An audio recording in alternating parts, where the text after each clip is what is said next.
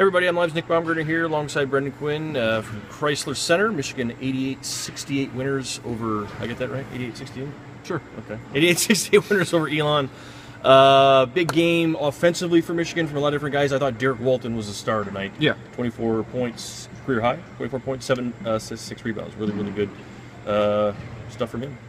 Yeah, I mean, he's the guy right now who can ties everything together. Because when you look at it, the opener against Northern Michigan was Karis LeVert and Aubrey Dawkins. Great games.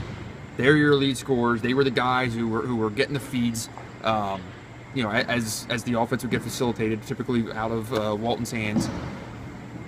And today it was Duncan Robinson. Yep. And it was Walton making it, you know, his emphasis to score. And this is what I think you're going to want to see evolve a little bit with this team. Of there's a lot of different pieces, and there's a lot of nice kind of fixtures that you know what you have, and it's just going to be a matter of who is it each night. And you know, that could be a little bit worrisome on some nights when if they start slow like you did tonight. Yep. 12 points through basically the opening 10 minutes.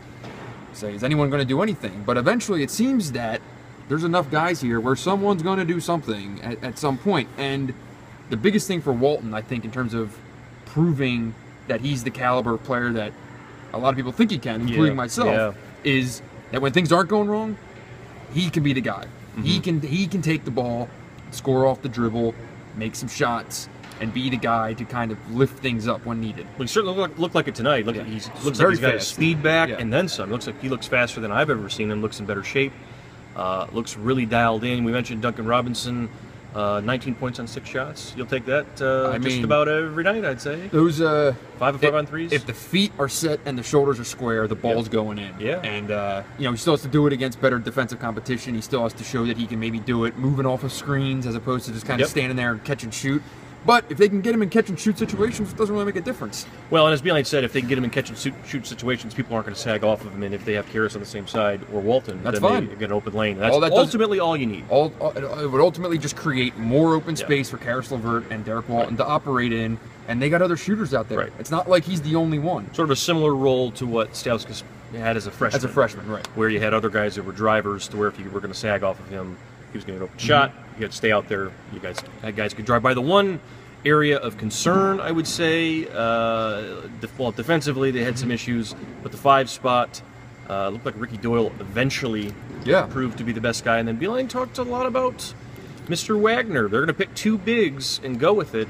Could it be Doyle and Wagner as your 2 big rotation? Right? Yeah, and because I think it looks like they were the best 2. I think he does like Wilson coming out in the 4 a little bit. I think he does like him in that spot. DJ Wilson's going to get minutes. I don't think they're going to be at the 5.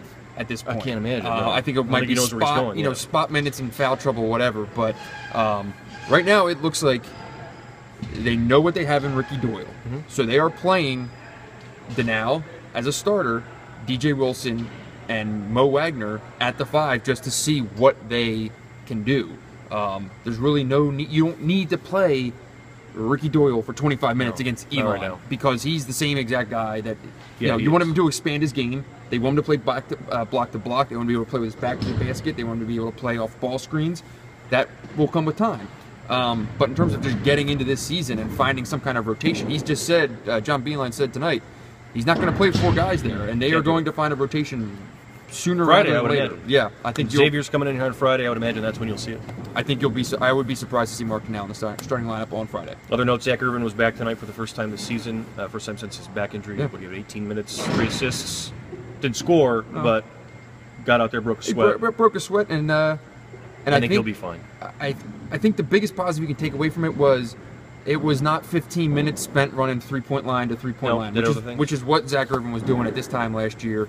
I think he has taken all of the progress that he made from late last year, and he's carrying with it. He's going to carry it through. Made some really, really nice passes, and they weren't swing passes. They were in the middle of the action, in the paint, drawing defenders and dishing and doing just a lot of good things that at the end of the year had a lot of people excited last March. Yeah, well, Friday will be interesting. Michigan against Xavier. First real test for this team to see what they've got. Brandon will be there for that. I will be on the road to Penn State. In the meantime, we'll be back on Wednesday with this week's podcast. If anyone has any questions on that, get them in. Other than that, I think we're all good after our long day today. Long day.